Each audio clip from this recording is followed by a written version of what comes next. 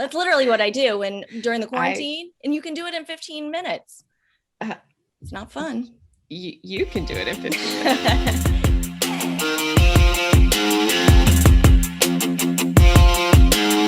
Hey, empowered vegan lifers. Ella here with my co-host. Hey, Stephanie. Good morning, Ella. What's going on with you today? I am in a zone. Yeah. Is it a good zone? I don't know what kind of zone it is. Do you ever wake up and you kind of feel a lot of mix of emotions? Yes, I do. I've got so much going on, and there's always that piece of, wow, I'm just grateful to be alive. And I always go back to that gratitude because especially in tough times, and right now is a tough time.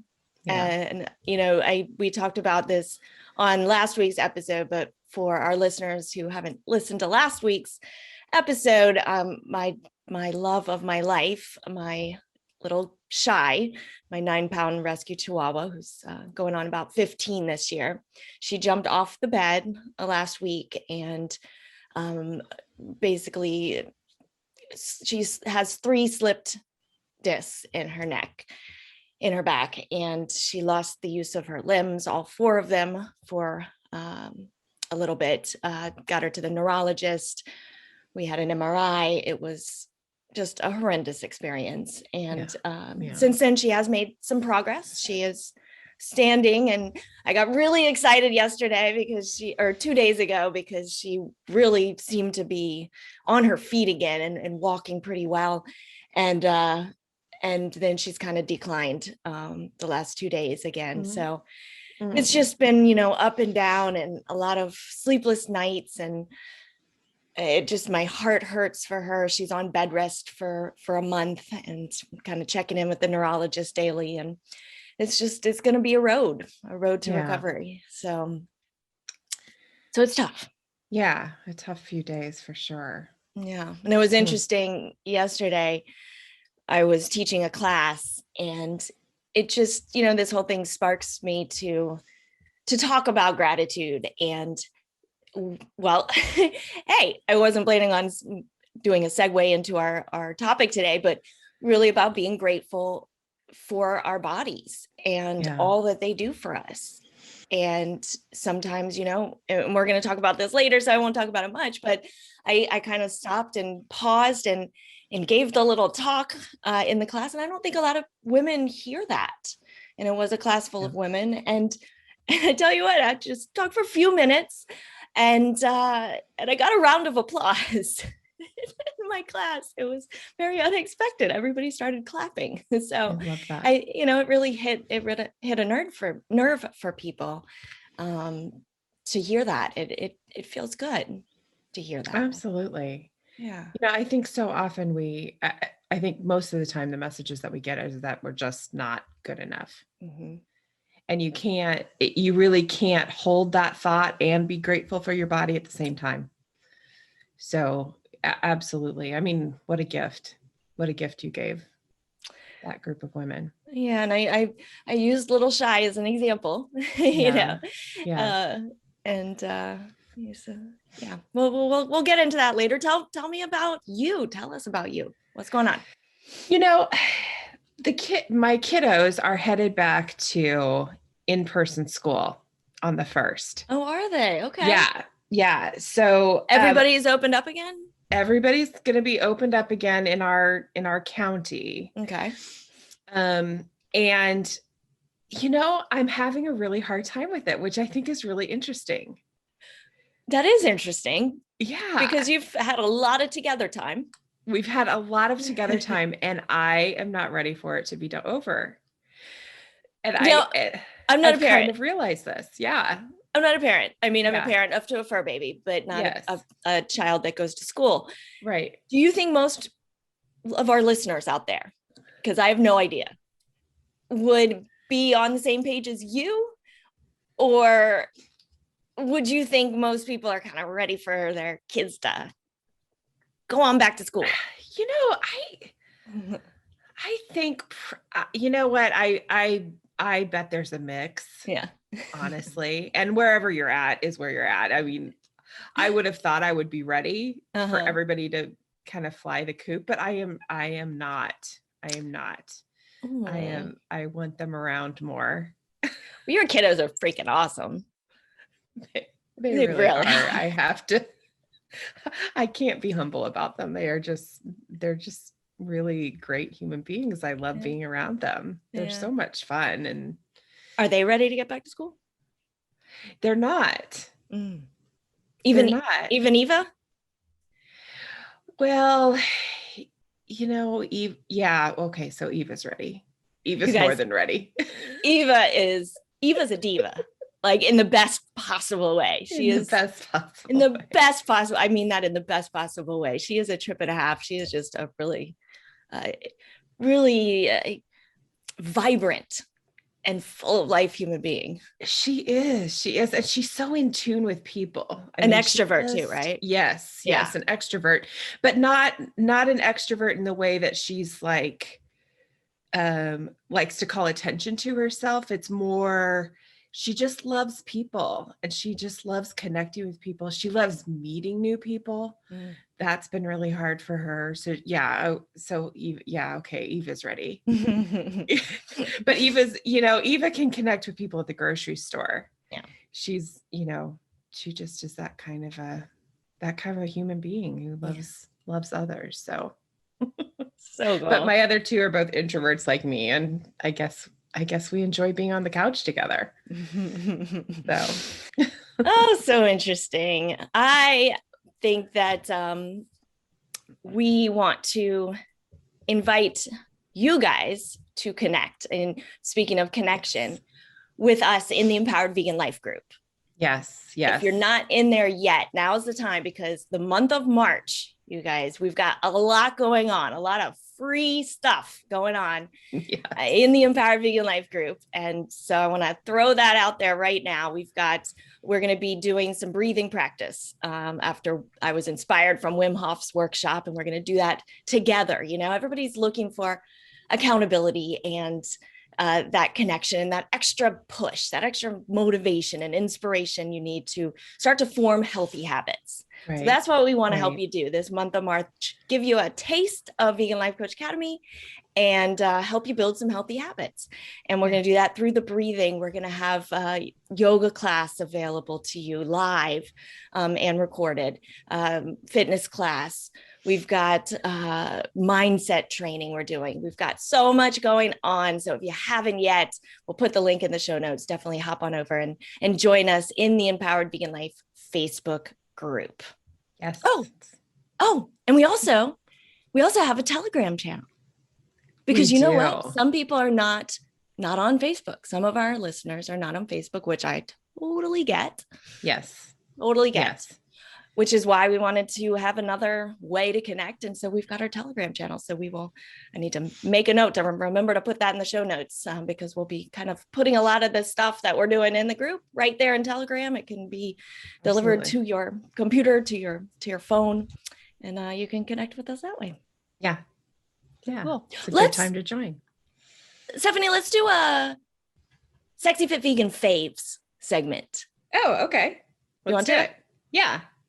Because I have to say, every morning when I put on my mascara, I am so grateful to have found this vegan, cruelty-free mascara. Yeah. What are you using? And I'm not getting endorsed. This is not an endorsement. I did not get paid to say this. Right. But one thing, I work out a lot, so I sweat a lot. I live in Miami.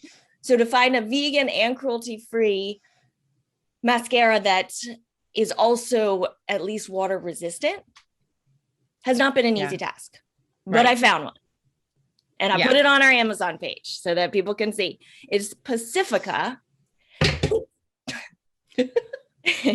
It's Pacifica is the brand. It's Aquarian Glaze, and they have water resistant long lash mineral mascara, and it is phenomenal. I cannot live without it. Nice. I love it. Yes. It doesn't run or anything as well, but I don't use that one. I'm going to have to try that one. What do you use mascara from Pacifica? Yeah. Okay. I use the Stellar, but you might not need the water resistant. I don't know. Do you cry a lot? I don't, but I swim a lot. Well, there you go. I think water resistant would be appropriate in that scenario. Yes. Yes. Okay. So a tip about this mascara is that it is very wet going on. So you don't want to blink a whole lot, and you want to kind of fan it so that it dries, because I have had those scenarios. And, when you're getting kind of dressed up and you put eyeshadow on, maybe this is just me, I don't know. I put eyeshadow on, then I put my mascara on, and then I blink, and then I look, and there's mascara on the eyelash, or on your eyelids, where you just put the what is it called? Eyeshadow. And then it's all ruined and you have to start over. I have had that happen. That's annoying. Yes, it is. But I also found out how good coconut oil works as a makeup remover. One of our clients told me that, and I have used it ever since, and it's amazing. Yeah. It works better than any eye makeup remover I have ever tried. Oh, heck yeah. Hello, why don't we know about these things? Why is that not more common knowledge? All you have to do is get some coconut oil. And I get the fractionated. It just stays in liquid form. It's a little bit easier. And I use that as well to make my own sunscreen. Oh, yes. Yeah. Yeah, you just make it with the coconut oil and zinc oxide. And you just need to get the proportions right so that you have good coverage. But it works fantastic. I love these DIY stuff. So simple. Right? I love it. Yeah. I love it. Yeah. Speaking of multi-use products, because I like a product that I can use for everything, like coconut oil. Mm-hmm. I love Dr. Bronner's soap. Is that your Sexy Fit Vegan fave? I think that's my Sexy Fit Vegan fave of the day. Tell me. And I use the lavender, but I mean, they have a ton of scents. There's I don't know, lavender, peppermint. I think I've used them all, but I absolutely love that stuff. You can use it for literally anything. You can wash your body, you can wash your face, your hair, everything that a human needs washing. But you can also wash like your floors and your sink. And I mean, it's amazing stuff. I have to agree. And funny enough, that brand has been around a really long time. I'm not sure if you were aware of this, but yeah, back in the day when I was a kid, my dad would take us camping a lot. We go, and I'm talking like backpacking camping, like carry your tent and hike miles a day. And we also did canoe camping in the swamp. We have a swamp in North Carolina. And then more recently, we've been to the Okefenokee swamp, which is just full of alligators. That's a whole other story. That was fun, but a little nerve-wracking at first. Anyway, that's the soap we would bring. That's what we would use. So we'd take it on camping. And that was 30 years ago. So yeah, it's been around a long time. And I love that it's still going and that it's in the mainstream now. It was only like in hippy dippy stores before. Yeah. Cause I think that when I first came across it a few years ago, I think I picked it up at Target. So it's gotta be everywhere now. Yeah. And you know what? I'm not aware of who bought them, because almost always when somebody ends up in Target or, these large stores, they've been bought out by a bigger company. I'm actually not sure what that is, but. Oh, yeah. We should probably research that. Yeah. And that's a whole nother episode talking about how to really know if something is truly cruelty free. Cause sometimes even with the bunny, we find out it's just, but we're doing the best we can. And I want to stress that right here, right now, that, you know what, we're all doing the best we can with what we got. It's and so true. We can't be perfect. And this world is just, it's complicated, and we can do everything that we possibly can. And we're not going to be perfect. None of us. And that's just going to have to be okay. So true. Right? So true. So, well, let's get into our topic. What do you say? Yeah, let's do it. All right. We are talking about, I chose the name, Stop Working Out to Burn Calories, Start Seeing Results, because that sounded really sexy. It does sound sexy. Doesn't it? It's very glamorous. But it's very true. Mm-hmm. And this was the talk I was giving yesterday, and really started talking about the cycle of self-sabotage. So two things that I definitely want to bring up here are the fact that, number one, you can't outrun your fork. Yeah. And number two, the cycle of self-sabotage that working out to burn calories can trigger. Yeah. So first is you can't outrun your fork, which means basically no matter how much you work out, no matter how hard you work and intense and long you work out, if you're eating crappy foods, you are not going to ever burn them all off doing exercise, and you're not going to see results that way. So I've got a little trivia question. Yeah. A non-traditional trivia question. How many burpees does it take to burn off the calories in 3 accidentally vegan Oreo cookies? 3 little cookies, they're so small. Oh, gosh. Do you know the answer to this one, Stephanie? I feel like I should know the answer, and I know that I don't. But can I guess? You please, because I don't think I can hear the audience. I'm going to say 57. That is a very specific number.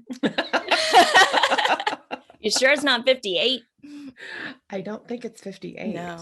No, it's actually over 100. Oh, that's just silly. Yes. You guys know what burpees are. I'm sure most people know what burpees are. If you don't, Google it and try a few, because it is one of the toughest exercises there is, one of the toughest full body exercises. And I love it. It's like that love-hate relationship. However, doing 100 is no small feat. Right. It's exhausting. So if you're literally thinking, okay, I'm going to eat these 3 cookies because I'm just going to go to the gym, right? You've got to go to the gym and you got to start with just 100 burpees to even just break even on those 3 Oreo cookies. That's exhausting to even think about. Yeah, that's silly.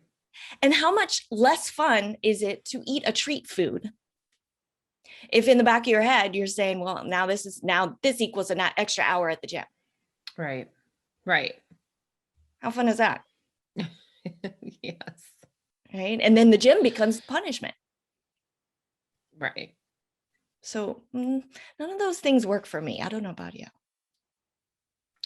No, they don't. I think that to make something sustainable, you have to stop equating them, now starting to do things that are just good for you rather than, that whole punishment versus reward system. Yeah. And if we can kind of turn it around and put the emphasis on getting a great workout that makes you feel good, that gains strength in your body, that helps you become the most in shape you can be, so that you feel good and you can do all the activities you want to do, and you can, run up the stairs without huffing and puffing, and then say, hey, you know what? On the food side, for the most part, I'm going to see what I can eat to fuel my body so that I can have these phenomenal workouts and get in even better shape. Yeah. And so kind of flipping it around can make it a whole lot more fun and certainly more sustainable. Yeah.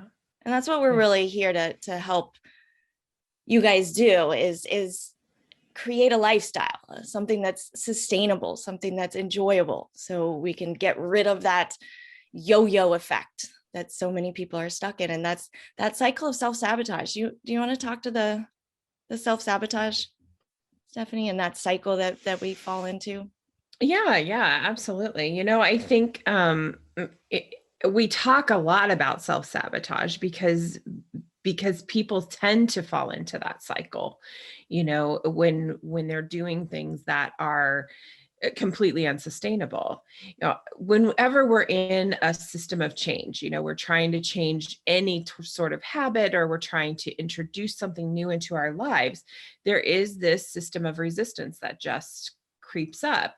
Our bodies are built for homeostasis. And our brains are built for the same. We want things to stay the same on a subconscious level.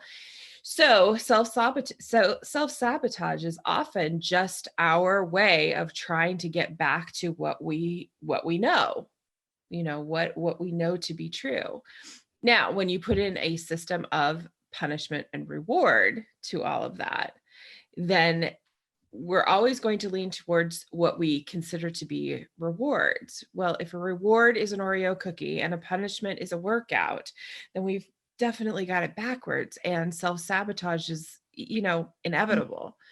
So That was brilliant. What you just said about reversing what's the punishment and what's the reward is brilliant. And I don't know if I've heard you say it quite like that, or maybe I just haven't heard it quite like that, but it's so true. That exercise, that's the reward. right. And that's the self-care. Yeah. And that Oreo is a punishment in a sense. And it's putting something in your body that's not good for it. That's not caring. Absolutely. On a physical sense. Not to say you can't Absolutely. ever have an Oreo. That's certainly not what we're saying, but to look at it in that way, I think is so helpful. Yeah. And I love, this is why we make such a good couple, because you like have the why behind things. And I'm like, here it is. You guys know this cycle where you get motivated and you start restricting your food and you start working out super hard and you're headed to the gym and you're ready to lose that weight. And you do it and you do it and you do it. And then eventually, and you're a human being, and our willpower inevitably runs out. Yeah. Right. And usually what happens is we fall in the opposite direction at that point. That's that falling off the wagon and going for the gusto. Like, just eat one Oreo cookie, you eat a box of Oreo cookies. Right. Yeah. And then what happens? Then you feel guilty and you beat yourself up and you question yourself and you say, I'm not good enough. I don't have enough willpower. What's wrong with me? Why don't I have discipline? Why can everybody else do it and I can't? And you go into that cycle, right? Or that part of the cycle. And then eventually you're saying, oh, you know what? Now I'm extra motivated because I just messed up. Let me get back on that wagon. And I'm going to restrict again. And it just sets us up to fail. Absolutely. And we can know that logically and still do it too. Oh yeah, absolutely. Willpower is such an outdated notion, really. It's all about choices. It's not willpower. It denotes some sort of character flaw, or it's not. It's just willpower has it's time limited. And it's very different than motivation. And of course, we talk about that all the time. It's the action that creates the motivation. It has really nothing to do with willpower at all. No, it's about making conscious and mindful choices. Yes. That's the empowerment piece of it. Mm-hmm. So what can you guys do, right? To break this cycle and start actually enjoying getting to the gym or working out at home or getting out there and doing these physical activities so that you can be fit and lose weight as a side effect. That's what we always talk about. Let's not focus on the weight loss. Let's focus on the activity that results in weight loss. And how can you make that activity something that you want to do, that you choose to do?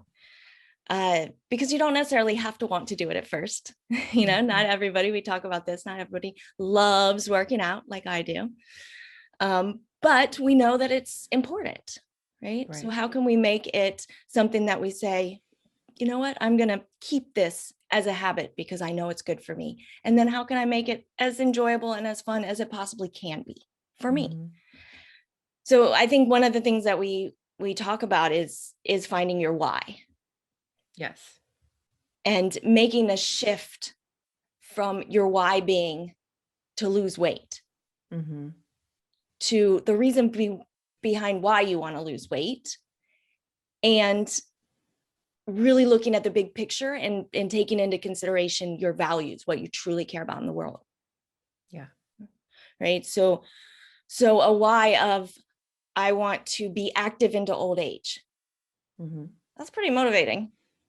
Absolutely. And we hear it all the time. I want to be running around with my grandkids. Mm-hmm. You know, what's your why? Stephanie? I think I have a list of them. Yeah. Because sometimes my ultimate why, which is freedom.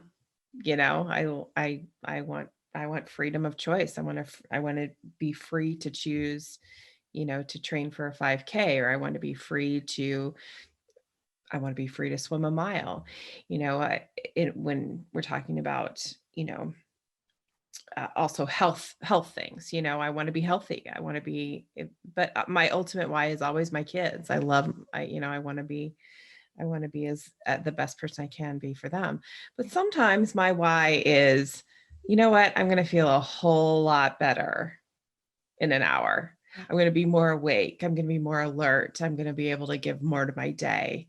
And sometimes that's enough to get me out of bed. And sometimes, that ultimate why seems so big that sometimes you need those small whys too. Yes. To get there. So yeah, I think you have to have a whole list. Yeah, I totally agree. And this is not to say we don't support you having a goal of weight loss, right? Yeah. If that's what you need to be healthy. We're just suggesting, why do you want to lose that weight? Is it ultimately because you want to feel good about yourself? You want to have confidence. You want to feel empowered. You want to move through the world just feeling good. And so we just want to go a little deeper than that surface. And that's something that you were so talented at, Stephanie, is helping people go deeper. And we've been seeing that the last 6 weeks in our 6-week intuitive food and fitness program. And we've been seeing people have these massive shifts. Yeah. I mean, cutting out sugar completely. Right. In 6 weeks. And getting to the point in 6 weeks of not even wanting it, to be able to be in a house where before, if there was, we'll take Oreos as an example again, that it would be irresistible to the point of having to take, to now being able to see it in a cabinet and go through the self-empowerment coaching system in her head and say, you know what, I'm choosing not to do that because that's not in line with my values. It's not in line with my health. It's not in line with the commitment I've made to cut sugar out of my life because it's not good for me. So it's remarkable. It really is. And it's all about getting beyond, because it's not about sugar, just like it's not about exercise, just like it's not about weight loss. Yeah. It's really amazing how these women have really dug in and taken every aspect of that program and, looked at all of those things through a completely different perspective. So we're going to encourage you right now to make a list of your values, what you care about truly in this world, what really helps you feel fulfilled in your life, and then your why. So, and they're very connected. But why are you going to, let's say, get up at 5 a.m. and turn on that Sobe Kick online workout and actually do it? Right. And have that by your bed. And the gratitude piece, the last piece I want to mention, having gratitude for our bodies and working out because we love and respect our bodies, not because we hate them. Yeah. Absolutely. Again, connected to that punishment piece. Yeah. So yeah. What a mantra. Work out because you love your body, not because you hate it. Yeah. Anything else you want to add, Stephanie, before we wrap it up? I can't think of a thing. I think we've covered it all. I think so too. And I'm ready to go get my mood booster in. That's what I call my workouts a lot of the time. It's a mood booster. I love it. Yeah. All right. What are you doing today? Well, actually, one thing I'm doing is going to the orthopedic to get my wrist looked at. because I might be in the clear to, I don't know if there's physical therapy involved, but I am getting back on my hands. I was gonna say getting back on my feet, but I have not done a handstand, or at least a 2-arm handstand, Stephanie, in months. It's been months. I know. Did you know inversions, as Paula, our yoga instructor at Vegan Life Coach Academy, always says, inversions are a natural antidepressant. I did not know this. Yeah. And so I've been missing my handstands, my antidepressant. So I'm just cannot wait to get back on my hands. So I'm going to do that. And then I actually have a business training all day, and there's a chance today will not be a workout day, to be honest, which is hard for me to say. That doesn't happen very often. It doesn't happen often. No, it doesn't. But that's, you know what? I changed my mind already. I'm gonna squeeze it in. That's gonna be my lunch break from this business training. I gotta get it in. Yeah. So absolutely. Yeah, we'll see. Maybe I'll do 100 burpees. That's literally what I do during the quarantine, and you can do it in 15 minutes. It's not fun. You can do it in 15 minutes.